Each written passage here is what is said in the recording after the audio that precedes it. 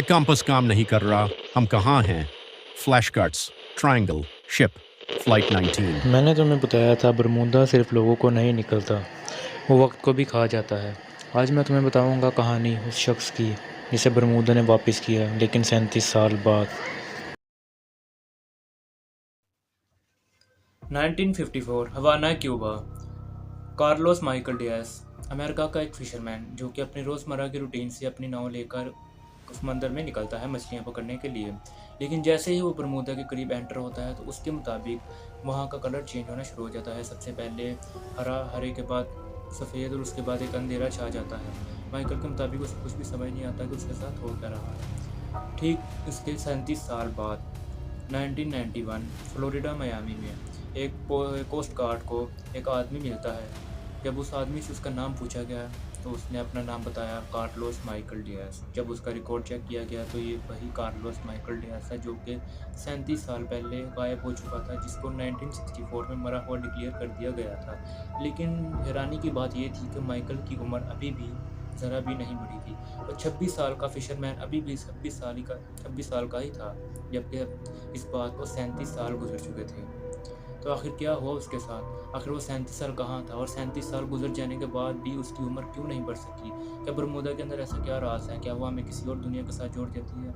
यहाँ कोई भी ऐसा और डिमेंशन जहाँ इंसान चला जाता है, जहाँ उसकी उम्र कभी भी नहीं बढ़ती, यहाँ वो हमेशा जवान रह सकता है। दोस्तों, जब माइकल को डॉक्टर्स के पास लेकर जाया गया तो डॉक्टर्स ने उससे काफ़ी ऐसे सवाल किए और उसने जो जवाब दिए वो साइंस की किताब से बिल्कुल बाहर थे।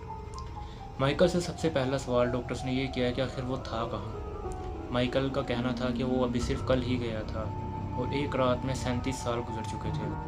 आखिर क्या है इस बरमूदा का राज? माइकल के से जो अगला सवाल किया गया वो ये था कि वो किस जगह पर था।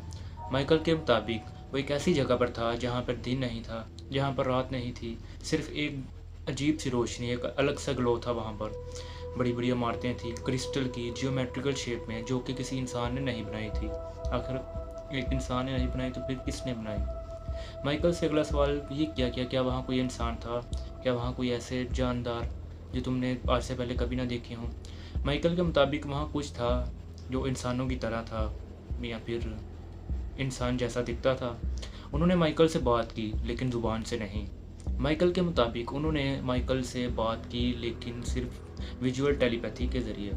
आप में से अगर कोई ये नहीं जानता कि विजुअल टेलीपैथी क्या होती है तो मैं आपको बता दूँ। विजुअल टेलीपैथी मीन्स कि अगर सामने वाला आपसे बात करता है, वो मुंह से कुछ भी नहीं बोलेगा, वह सिर्फ अपने जहन में सोचेगा और बात आपके सीधा दिमाग तक आ जाएगी। उन्होंने माइकल से जो बात की वो ये थी। उन्होंने माइकल को कहा कि तुम यहाँ क्यों आए हो? तुम्हारा वक्त अभी नहीं आया, तुम्हें यहाँ से वापस जाना होगा। माइकल ने उनसे सिर्फ एक सवाल किया, तुम कौन हो और तुम यहाँ क्यों हो? उन्होंने कहा कि हम वो लोग हैं जो तुमसे पहले यहाँ आए थे और आज तक फंसे हुए हैं। माइकल के मुताबिक आज तक जितने लोग, वो हज़ारों लोग जो कश्ती में सारा कुछ, जितने भी लोग बरमूदा में गायब हो चुके थे, सब के सब वहाँ थे, लेकिन ना जिंदा ना मरे हुए। तो आखिर वो लोग वहाँ पहुँचे कैसे? और जैसे बरमूदा ने माइकल को वापस भेजा, वैसे ही उन लोगों में से किसी को क्यों? दोस्तों, अब मैं आपसे एक सवाल पूछना चाहता हूँ, क्या आप माइकल की इस बात से सहमत हैं? क्या आप माइकल की इस बात पर बिलीव करते हैं?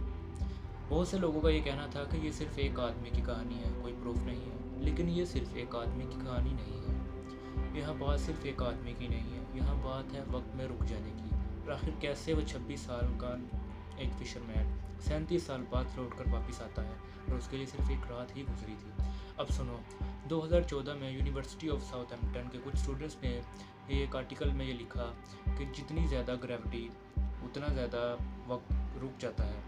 आइंस्टाइन की एक थ्योरी के मुताबिक भी जिस जगह पर जितनी ज़्यादा ग्रेविटी होगी उतना ही स्लो वक्त होगा। इसकी एक मिसाल इस तरह लेते हैं कि जैसे तो इस अर्थ से बाहर ब्लैक होल के पास गुजारा हुआ 1 घंटा इस दुनिया में 1000 साल के गुजर जाने के बराबर है। और इतना ही नहीं, उन स्टूडेंट्स ने कुछ ये भी लिखा कि बरमूदा के करीब उसके नीचे ओशन में कुछ ऐसी चीज़ें हैं जो कि ग्रेविटेशनल को बहुत ज़्यादा बढ़ा देती हैं और जितनी ज़्यादा ग्रेविटेशन उतना ही वक्त स्लो हो जाता है। जैसे ही कोई बरमूदा के अंदर एंटर होता है उसके लिए वक्त बहुत ही ज़्यादा स्लो हो जाता है बाकी दुनिया के मुकाबले में। जहाँ बाकी दुनिया में 37 साल गुजरे, वहाँ माइकल के लिए सिर्फ और सिर्फ एक रात ही गुजरी थी। असल राज तो ये है, आखिर कैसे वहाँ पे इतना ज़्यादा वक्त रुक जाता है और कैसे माइकल 37 साल बाद आया और तब भी वो जवान था और ज़रा भी बूढ़ा नहीं हुआ था। दोस्तों असली ट्विस्ट आना भी बाकी है।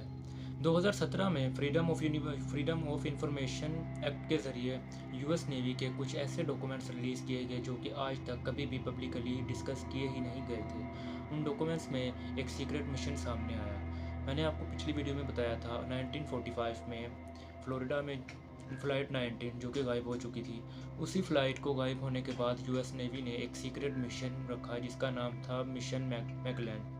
इस मिशन मैगलेन के ज़रिए यूएस ने अपने 12 डाइवर्स को सीधा उसी एग्जैक्ट लोकेशन बरमूदा के ऊपर भेजा जहां पर वो फ़्लाइट 19 गायब हुई थी। इस बात का पता लगाने के लिए कि आखिर उस फ़्लाइट के साथ आखिर हुआ क्या और जो पायलट था और उनका जो शिप थी वो आखिर गई कहाँ पर। लेकिन उनमें से भी 12 डाइवर्स गए, लेकिन 12 में से सिर्फ और सिर्फ 4 डाइवर्स ही वापस आ सके और वो 8 डाइवर्स कभी भी वापस आए ही नहीं। और जो 4 डाइवर्स वापस आते हैं उनके मुताबिक जो उन्होंने वहाँ देखा वो उनकी सोच से परे था। उनके मुताबिक उन्होंने कुछ ऐसे स्ट्रक्चर्स देखे जो कि कुदरती नहीं थे और इंसान भी नहीं थे। उन्होंने कुछ ऐसी फ्रीक्वेंसीज और ऐसी आवाज़ें सुनी जो कि उन्होंने आज तक इस दुनिया में पहले कभी भी नहीं सुनी थी। उन्होंने कुछ ऐसे लोगों को आपस में कुछ बातें डिस्कस करते हुए देखा जो कि उन्होंने ना तो कभी देखी थी और ना ही कभी सुनी थी। खैर इस मिशन को बहुत ही ज़्यादा सीक्रेट रखा गया।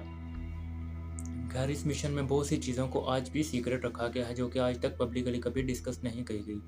खैर इसके बाद जो चौंका देने वाला वाक़या था वो ये था कि उसके बाद इस वाक़ये के बाद माइकल दोबारा गायब हो जाता है। उसका कोई एड्रेस नहीं, कोई पता नहीं, कहीं भी उसका आज तक पता नहीं चल सका कि माइकल आखिर दोबारा गायब कहाँ हुआ। सिर्फ यही बातें बतानी थी। उसके बाद माइकल इस दुनिया से ऐसे गायब हो गया जैसे उसका कभी कोई इस दुनिया में नामो निशान था ही नहीं। लेकिन असल ट्विस्ट ये नहीं है। असल ट्विस्ट ये है कि माइकल आज भी कहीं है।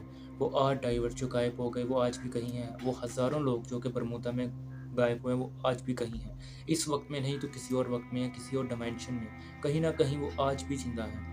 अमेरिका का फ़्लाइट 1945 में फ़्लाइट 19 और बहुत से ऐसे डाइवर्स जो कि इस दुनिया से गायब हुए हैं वो आज भी बरमूदा में कहीं ना कहीं फंसे हुए हैं। असल राज बाहर आना भी बाकी है। वो सब के सब आज भी कहीं ना कहीं है, लेकिन इस दुनिया में नहीं, किसी और दुनिया में जहाँ दिन नहीं होता, जहाँ रात नहीं होती, जहाँ वक्त कभी नहीं गुजरता, वो आज भी कहीं ना कहीं वहाँ फंसे हुए हैं। खैर अगला सवाल एपिसोड 3 में वो 1968 में ब्रह्मास के पास मिला हुआ बिमिनी रोड जो मैंने आपको बताया था जो कि ट्रायंगल शेप में बना हुआ था, क्या वो सिर्फ एक रोड था या कोई दरवाज़ा दरवाज़ा दूसरी दुनिया का।